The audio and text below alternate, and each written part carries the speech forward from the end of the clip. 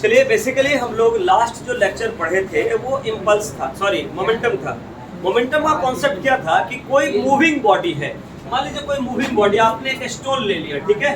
हमने कल एग्जांपल भी दिया था, कल आप किसकी बात कर रहे हैं, हम लोग मोमेंटम की बात कर रहे हैं। जैसे किसी से मतलब क्या होता है, पहले सुन लीजिए, पहले कॉन्सेप्ट बता दो फिर एग्जांपल बताऊंगा।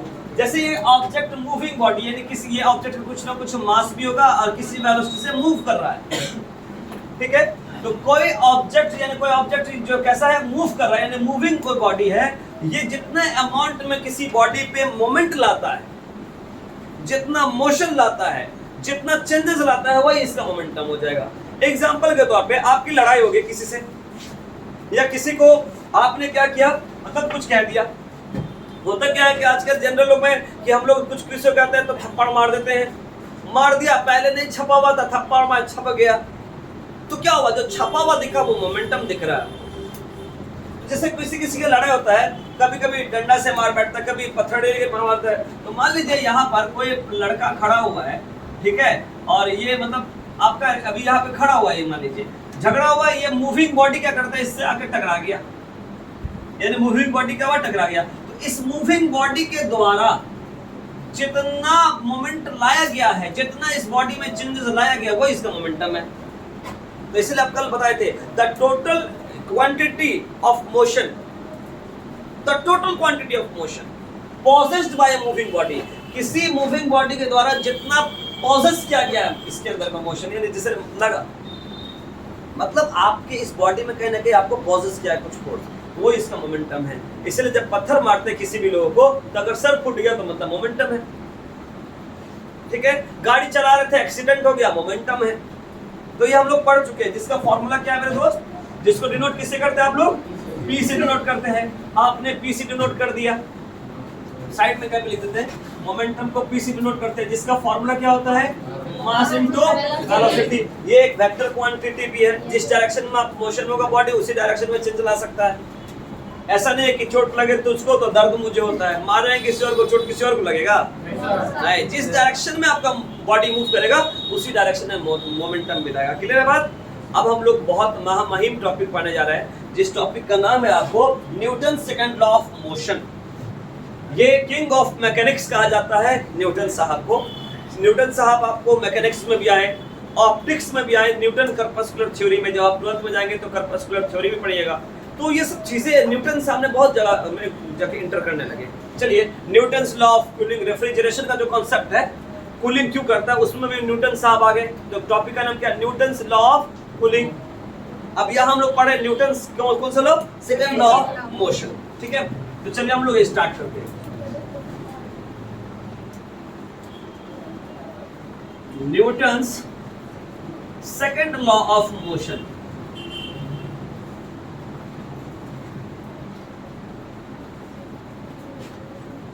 अब सोच में ये आता है कि बहुत सारे ऐसे लोग हैं जो आके इसको डिफरेंशियल तौर पे समझा दिए। हम लोग इस बात पे वही नहीं करते कि हमको डिफरेंशियल समझाना है, हमको इसका कॉन्सेप्ट बताना है कि न्यूटन सेकंड लॉ आया क्यों। पहला लॉ इसलिए आया कि जो स्टेट ऑफ रेस्ट था उसको चेंज करना था, फोर्स लगा कुछ और डायरेक्शन में देना था, उसकी कुछ और स्पीड लानी थी। वो मोशन में है तो मोशन में यूनिफॉर्म मोशन है, यूनिफॉर्म मोशन में रहेगा, रेस्ट में तो रेस्ट में रहेगा, जब तक उसके ऊपर एक्सटर्नल फोर्स कंपेल न की जाए। और जैसे कंपेल होगा तो स्टेट चेंज होगा, नहीं होगा, होगा ना जी। अरे संडे हो या मंडे, खूब खाओ अंडे या डंडे, मतलब आप क्लास कर रहे हो, you have to energies to give the reply in the classroom, ठीक।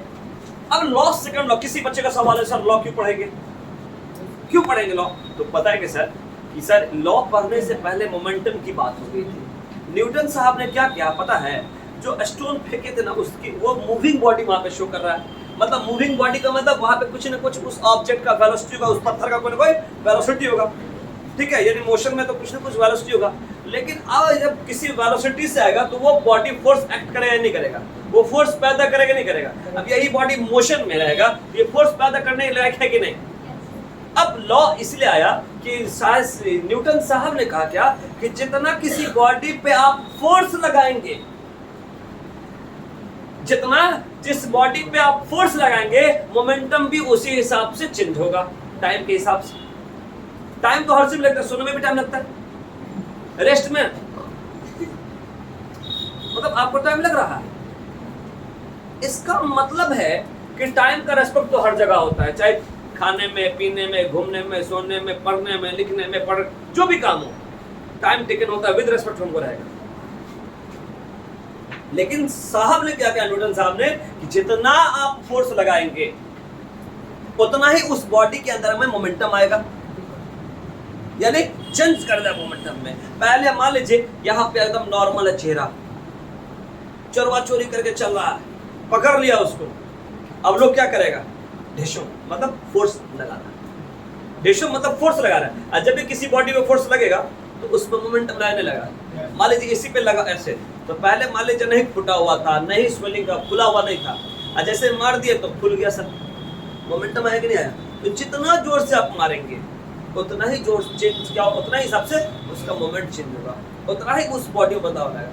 छोटा बच्चा है, कहते ना क्या हुआ बाबू, बहुत बच्चा हंस लगता है, उससे चिपका दीजिए, मोमेंटम आ गया। बात समझ आप लोग। तो कहा क्या कि अगर हम किसी बॉडी पे अगर ज्यादा फोर्स लगाते हैं तो मोमेंटम कम लाएगा कि ज्यादा लाएगा, मतलब मोमेंटम जो है आपका ज्यादा लाएगा। अब मोशन किसी बॉडी में लीनियर मोमेंटम होगा, मतलब सीधे डायरेक्शन में होगा। अगर किसी बॉडी में अगर फोर्स कम लगा रहे हैं, इसका मतलब है कि मोमेंटम भी कम ही होगा। मतलब तुम अमीर तो हम भी अमीर, तुम गरीब तो हम भी गरीब, डायरेक्टली प्रोपोर्शनल की बात है नहीं। डायरेक्टली प्रोपोर्शनल कब लगता है, यानी समानुपाती कब लगता है। जैसे आप अगर यहाँ पे लिखते हैं, जैसे मान लीजिए सपोज कि अगर यहाँ पे ऐसा लिख देते हैं तो ये क्या है, प्रोपोर्शनल का साइन है। प्रोपोर्शनल आप मतलब क्या होता है, समानुपाती, यानी एक जैसा, जैसन फोर्स वैसन मोमेंटम, ज्यादा फोर्स ज्यादा मोमेंटम, कम फोर्स कम मोमेंटम, इसलिए समानुपाती का मतलब आया यहाँ पे, समानुपाती यानी प्रोपोर्शनल। अगर एक ज्यादा एक कम इनवर्सली होता है, यानी अगर मान लीजिए फोर्स ज्यादा दे रहे हैं और मोमेंटम आपका कम आ रहा है तो इसको कैसे लिखते हैं, ये बट्टे में लिखते हैं। ये ज्यादा अगर है तो ये कम होगा कि नहीं होगा, इसलिए इनवर्सली। तो हम लोग को यहाँ पे कैसे लिखेंगे मेरे दोस्त, Newton second law of motion का, कि the external force applied on a body. मान लीजिए आपने क्या किया, इस पे मान लीजिए एक मजदूर है, इस पे लगातार, जैसे मान लीजिए सपोज ये एक आपका ब्लॉक है जो स्मूथ सरफेस पे मान लीजिए या आपका सरफेस पे रखा हुआ है। इस पे क्या किया गया, एक आदमी धक्का लगाया, तो जितना ये फोर्स लगाएगा उसी हिसाब से ना इसका मोमेंटम होगा चेंज, मतलब जगह डिस्प्लेस करवा देगा। ऐसा उंगली से टच कर दे, घसक गया, हल्का बॉडी हो तो खसक जाएगा, लेकिन ज्यादा बॉडी होगा तो नहीं खसकेगा। इसका मतलब है कि आप किसी बॉडी पे जितना एक्सटर्नल फोर्स लगाते हैं वो उतना ही मोमेंटम लाता है, यानी कि external force is directly proportional to the change in momentum. क्या है हमारे पास, change in momentum with respect to time, क्योंकि dt जो है टाइम का रेस्पेक्ट बताता है। क्योंकि आपने मैथमेटिक्स में पढ़े होंगे कि dy dt का मतलब क्या हुआ, differentiate with respect to time. पढ़े कि नहीं पढ़े, टाइम के रेस्पेक्ट में, जिसको हम अपने वर्ड में बोलते हैं काट वाला, जिसको काट दिया उसको रहने देना, नहीं तो बाहर, ठीक है। तो इसको कैसे लिखेंगे लॉ को, अकॉर्डिंग टू दिस लॉ, समझ लीजिएगा कैसे लिखेंगे। According to this law the force is directly proportional है कि इनवर्सली, डायरेक्टली, क्योंकि हमारा इन दोनों से रिलेशन डायरेक्टली का, क्योंकि बट्टे के ऊपर ये तो बट्टे के ऊपर ये भी है। अगर बट्टे के नीचे अगर ये भी होता और ये भी होता तो भी डायरेक्टली होता, अगर एक बट्टे के ऊपर एक बट्टे के नीचे तो इनवर्सली होता। तो कैसे लिखेंगे, according to this law the force is directly proportional to the change in linear momentum कह दीजिए चाहे मोमेंटम कह दीजिए, change in momentum with respect to, यही लॉ है सेकंड।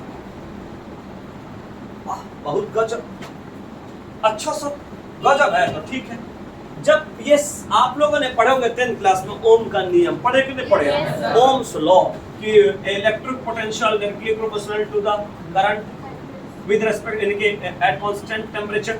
जब ये हटा तो घटा सावन की घटा, जब ये हटेगा तो कुछ ना कुछ तो कांस्टेंट आएगा, मतलब हम क्या लाते थे, इसको हटाने पे आर लाते कि नहीं लाते, और आई आपके पास है तो भी बराबर आई आर फॉर्मूला पड़ेगा नहीं पड़ेगा। इसका मतलब है कि जब ये हटेगा तो कुछ न कुछ तो आएगा कांस्टेंट। बात समझ रहे हैं सुबह साहब? ठीक है, कोई लोग सोइएगा नहीं। अब यहाँ पे जब ये हटा तो हमने रख दिया के आपका क्या है दोस्त, कांस्टेंट dp by dt।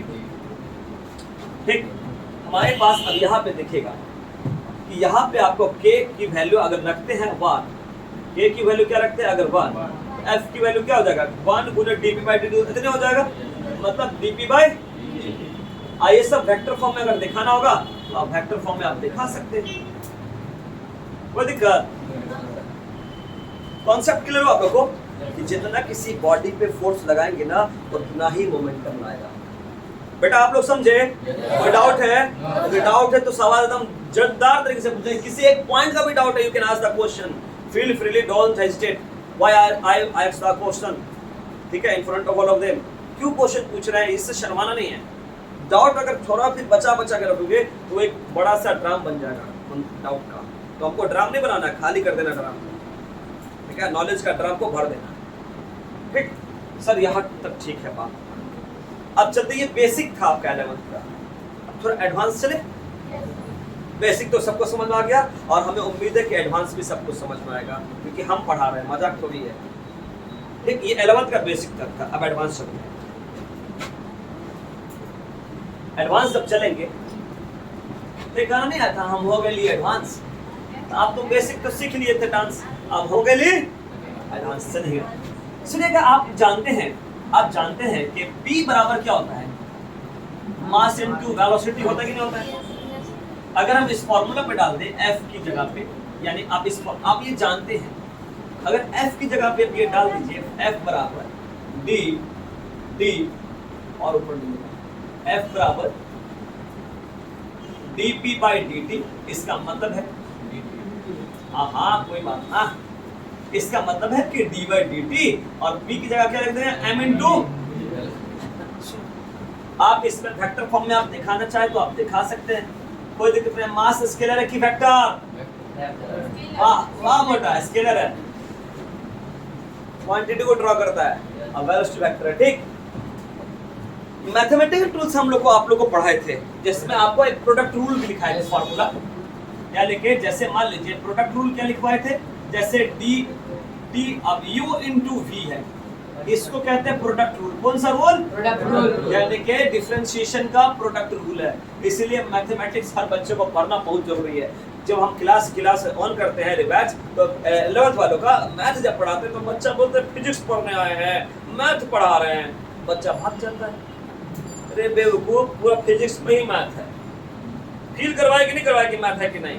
तो यहाँ पे प्रोडक्ट रूल का फॉर्मूला होता है, एक बार जो है दोस्ती और नहीं होता है, होता नहीं कहते हो कि जैसे मान लो कोई दो दोस्त है, मान लो किसी पेइंग गेस्ट पे रहता है, पेइंग गेस्ट किसी मतलब रहता है किसी पेइंग गेस्ट पे रहता है, तो मान लो कोई सामान लाना है, तो बोला तू ये ले आ, तो हम भी ये ले आते हैं, एक बार तू लाया ना तो एक बार हम लाएंगे। इसका मतलब ये है कि एक बार क्या करेंगे, u को बाहर कर देंगे तो क्या बच जाएगा, dv by dx बचेगा ना जी। अरे भाई हम ले आए रे, तू ले आ, बस इसको भी बाहर कर दो प्लस करके v du by dx। एक बार ये बाहर गया तो एक बार ये घर में रहेगा, एक बार ये बाहर गया तो एक बार ये घर में रहेगा, कोई दिक्कत। उसी तरीके से यहाँ पे आपके पास आपको फॉर्मूला दिखता है, यानी कि दो तरीके का फॉर्मूला, यानी यहाँ पर कि f वेक्टर बराबर एक बार कौन बाहर जाएगा दोस्तों, कौन जाएगा, एक बार m बाहर जाएगा। समझ आ रहा बात आप लोगों को, मुश्किल समझ आ रहा है। एक बार m बाहर जाएगा तो बच जाएगा dv by dt, अब प्लस एक बार v बाहर जाएगा तो बच जाएगा dm by dt। बहुत शानदार, ये आपका मेन फॉर्मूला। ये एडवांस चल रहा है, यहाँ से एडवांस चल रहा है, बेसिक 11th का वही तक था, क्योंकि आपको गाड़ी भी तो धोना है ना। कॉन्सेप्ट में न्यूमेरिकल अभी बताएंगे कि आप किसी ब्लॉक को धो रहे हैं, पाइप से पानी निकलेगा उससे। ठीक, अब हमारे पास ये है तो इसके लिए कॉन्सेप्ट सब आपको देना बहुत जरूरी है।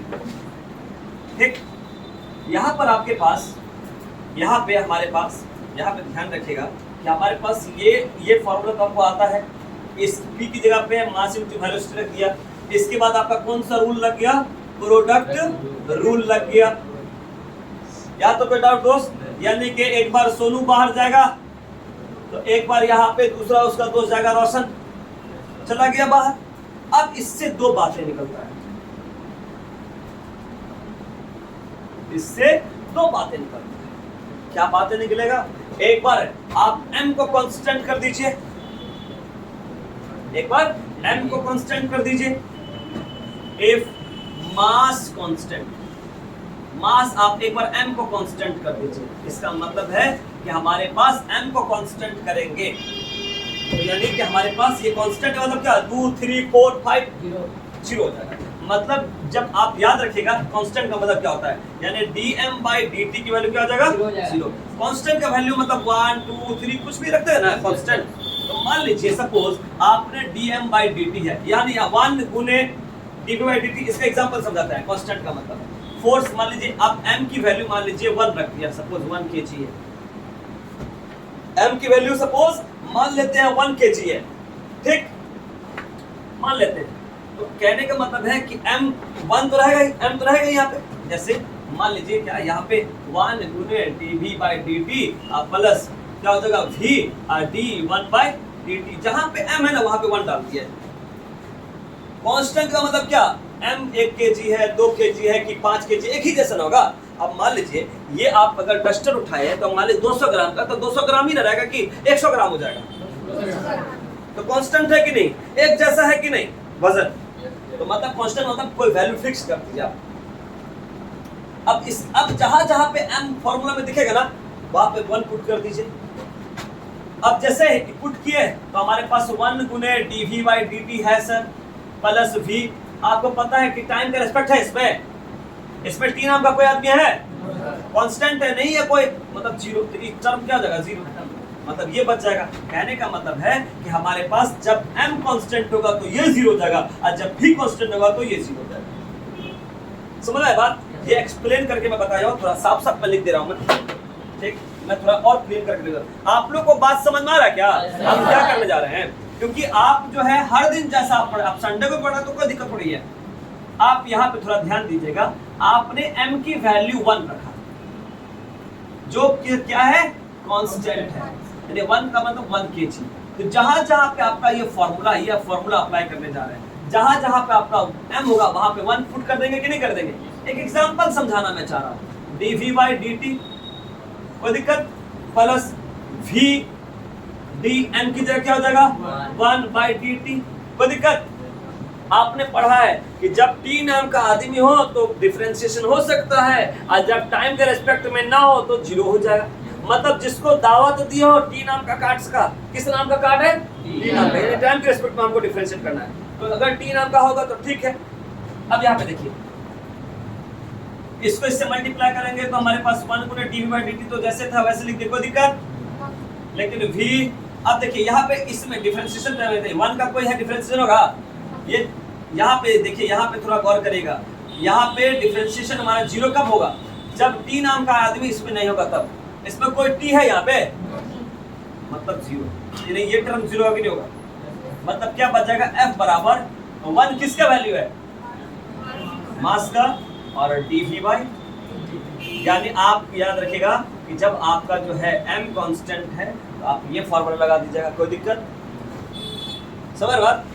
अब दूसरा हमारे पास है, इफ v कांस्टेंट अगर होगा, वेलोसिटी एक जैसा होगा, ठीक है, वेलोसिटी कांस्टेंट है मतलब, यानी कि हमारे पास dv/dt क्या हो जाएगा, 0 हो जाएगा। यानी ये अगर कांस्टेंट है मतलब इसकी वैल्यू आप डालती है 2 मीटर पर सेकंड 4 मीटर, तो ये 0 हो जाएगा, ये बच जाएगा हमारे पास। तो अब इसका फॉर्मूला क्या आ गया, v वेक्टर dm/dt। आप लोगों को बात समझ में आ रहा है बात? ये आपका यहाँ से एडवांस लेवल का होगा। याद रखिएगा सर, कांस्टेंट का मतलब क्या होता है, कांस्टेंट का मतलब एक जैसा, ठीक। थोड़ा सा इसको पॉज करिएगा, पॉज, ऊपर वाला।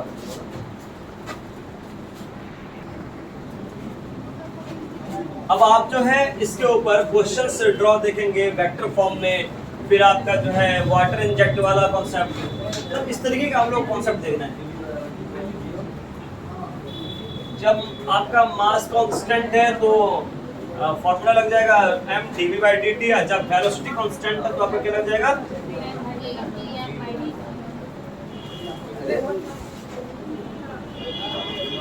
चलिए, अल्लाह ना करे बाबू, सवाल देखिएगा। सपोज आपको क्वेश्चन टाइप 1 है, मान लीजिए सपोज न्यूमेरिकल कॉन्सेप्ट हम आपको बताने जा रहे हैं, क्योंकि इसी से न्यूमेरिकल स्टार्ट होता है, numerical concepts. Type first,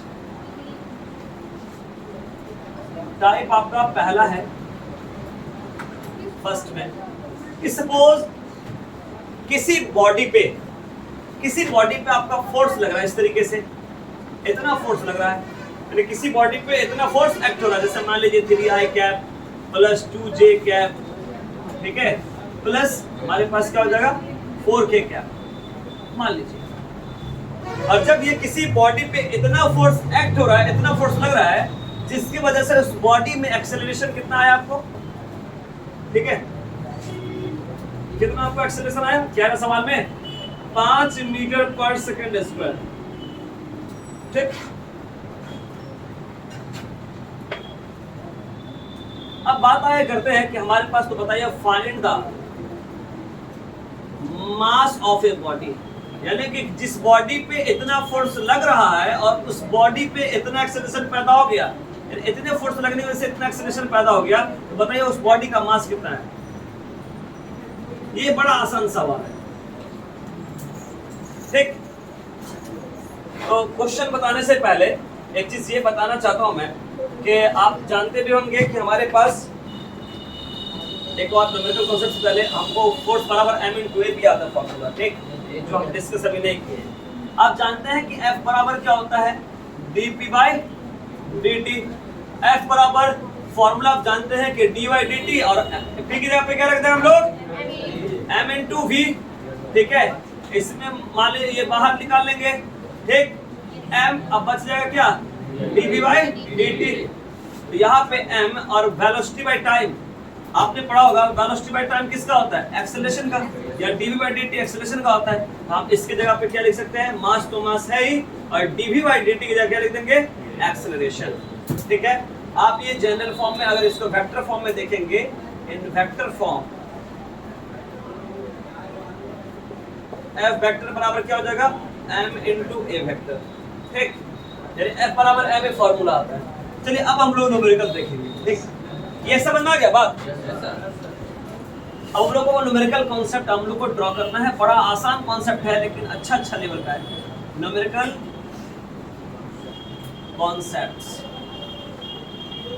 type first, अभी आपने जैसे पढ़े कि अगर मान लीजिए किसी बॉडी पे, किसी ब्लॉक पे आपका फोर्स लग रहा है, जो कोई भी लिखे 2i cap plus j cap plus 4k cap, ठीक है, मान लीजिए ये लग गया।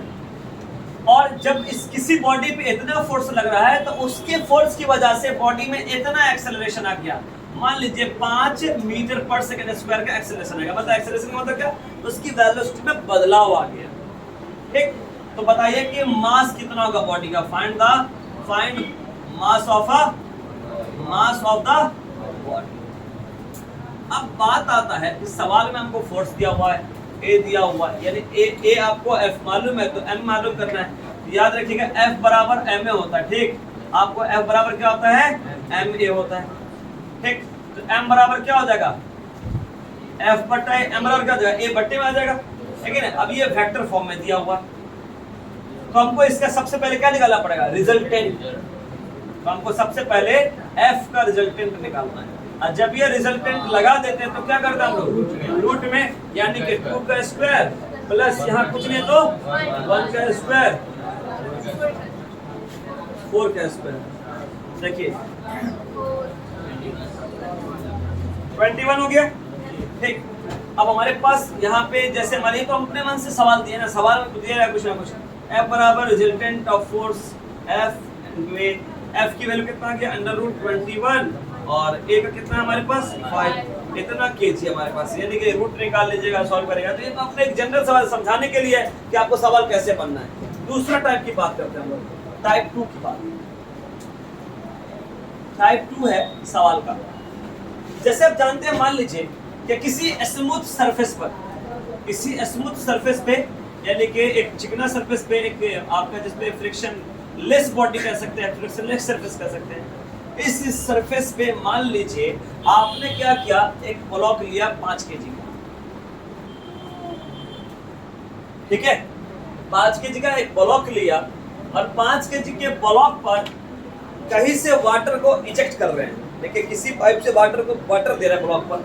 मान लीजिए ये आपका एक पाइप है, उस पाइप से हम लोग पानी दे रहे हैं किस पे, ब्लॉक पे। तो ये बॉडी आपको तो पता ही भागेगा आगे की तरफ, है कि नहीं, ठीक है। तो यहाँ पे जो वाटर का जो हमारे पास है, वाटर का जो हमारे पास वेलोसिटी है, पहली बात वेलोसिटी यानी कि हमारे पास पानी की जो वेलोसिटी है, वाटर वेलोसिटी कितना हमारे पास है, 4 मीटर पर सेकंड। बात समझिएगा, आपने क्या किया, इससे ब्लॉक को यहाँ पे रख दिया ऐसे और यहाँ से पानी दे रहा है। जब पानी देते तो नहीं दिखता है कि ऑब्जेक्ट सब भागते रहता है उधर, इधर से पानी देगा वो ऑब्जेक्ट किधर भागेगा, आगे तरफ भागेगा अपने, ठीक है। उसी तरीके से यहाँ पे कहा गया क्या, किसी पाइप से पानी जो निकल रहा है उसकी वेलोसिटी यानी कितना है, 4 मीटर पर सेकंड है। और पानी जो है पाइप से हर एक सेकंड में, यानी कि पानी जो है हर एक सेकंड में वाटर इजेक्ट या एग्जर्ट भी बोल सकते हैं, एग्जर्ट भी बोल सकते हैं या एग्जेक्ट बोल सकते हैं। वाटर एग्जर्ट 3 kg पर सेकंड। तो बताइए सवाल में फाइंड एक्सेलरेशन, फाइंड हमारे पास find force acts on the, सवाल समझे कुछ, सवाल मान लीजिए सवाल नहीं समझे तो मान लीजिए एक ब्लॉक ले लिए, किसी चिकना सरफेस पे, स्मूथ सरफेस पे, फ्रिक्शन लेस सरफेस पे कोई ब्लॉक को रखती है। जब इस ब्लॉक को हम सरफेस पे रखते हैं तो ये सरफेस तो आपका क्या है, फ्रिक्शन लेस है। जब इस पे पानी देंगे तो पानी की वेलोसिटी कितना है, पानी की वेलोसिटी कितना है, स्पीड कितना हमारे पास 4 मीटर पर सेकंड, इतने स्पीड से जा रहा है, इस पे लग रहा है। अब लेकिन जो हर एक सेकंड में इस जगह से जब पानी निकल रहा है, प्रत्येक सेकंड में कितना निकल रहा है, 3 kg, यानी प्रत्येक सेकंड में, पर सेकंड में कितना केजी निकल रहा है, 3 kg, यानी 2 सेकंड में कितना निकल रहा है, 6 kg। यहाँ पे आपको समझेगा तो बताइए कि इस पे फोर्स कितना लग रहा है, पानी इतने स्पीड से निकल रहा है, हर एक सेकंड में 3 kg निकल रहा है। बताइए कि इस हर एक सेकंड में 3 kg और इतने स्पीड से जाएगा तो इसको फोर्स लगने लगेगा, कितना ब्लॉक पे फोर्स लगा वो मालूम करना है। सुनेगा, आपको फोर्स मालूम करना है तो जो आपको डेटा दिया हुआ है पहले उसको ध्यान दे लीजिए। आपका 5 kg का ब्लॉक कांस्टेंट है कि चेंज होगा ब्लॉक, ठीक है। आपका मास दिया हुआ 5 यानी आपका ये कांस्टेंट है, 5 kg आपका क्या है, कांस्टेंट, ठीक। आपका 4 मीटर पर सेकंड, मीटर पर सेकंड किसका यूनिट है, वेलोसिटी का, आपने वेलोसिटी लिख दिया, कोई दिक्कत। अब यहाँ पे आप 3 kg पर सेकंड है, इतने रेट से इतने रेट से हर एक सेकंड में निकल रहा है। केजी किसका यूनिट है, मास का, और सेकंड किसका यूनिट है, टाइम का। आपने रेट का जब ये बात हो जाएगा तो dm/dt, कोई डाउट है। आप फॉर्मूला जब मास कांस्टेंट होता है तो फॉर्मूला कौन सा लगाएंगे, देखिए तो, देखिए ना आप अपने कॉपी में ड्रॉ किए हैं, जब मास कांस्टेंट है तो फॉर्मूला कौन सा लग जाएगा, mdv/dt, ये नहीं लगेगा। आपका जो फोर्स है, मास आपका दिया हुआ 5 और हमारे पास सॉरी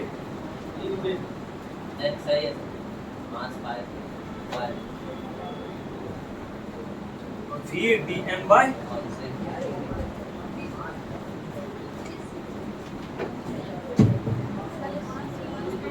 तो हम लोग को जैसे यहाँ पे मास कांस्टेंट है, अगर हमको फोर्स निकालना होगा, एक सपोज मास तो हमारा ठीक है, यहाँ पे हमारे पास dm/dt दिया हुआ है, तो यहाँ पे हमारे पास v/dm/dt, यानी ये आपका पानी का जो रेट निकलता है वो कांस्टेंट है, जैसे ही निकल रहा है हर एक सेकंड में, एक सेकंड में आपका 3 kg निकला, 2 सेकंड में 3 kg निकला, अगला 1 सेकंड में 3 kg निकला। तो हमारे पास v की वैल्यू कितना, 4 × 3 कितना हो जाएगा, 12 न्यूटन का फोर्स इस बॉडी पे लग रहा है। चाहते तो हम ये और ये dm/dv/, देखिए m तो दिया हुआ है, dv/dt दिया हुआ आपको, तो फिर कैसे लग जाएगा, ठीक। दोनों टाइप का सवाल समझ आया। यहाँ पे आपको हर एक सेकंड में, प्रत्येक सेकंड में आपका 3 kg निकाल रहा है, कांस्टेंट निकाल रहा है कि प्रत्येक सेकंड में 3 kg निकाल रहा है इस ब्लॉक के ऊपर। तो हमारे पास जो रेट है, फ्लो है पानी का, वो आपका 3 kg दिया हुआ। अगर यहाँ पे मास दिया हुआ है जैसे सपोज, और आपका वेलोसिटी का रेटिंग जैसा दिया हुआ मान लीजिए, तो आपको mdv/dt लगाना होगा। चलिए सर, इसको हम सर समझ गए। एक थोड़ा सा आप इसको पॉज कर लीजिए।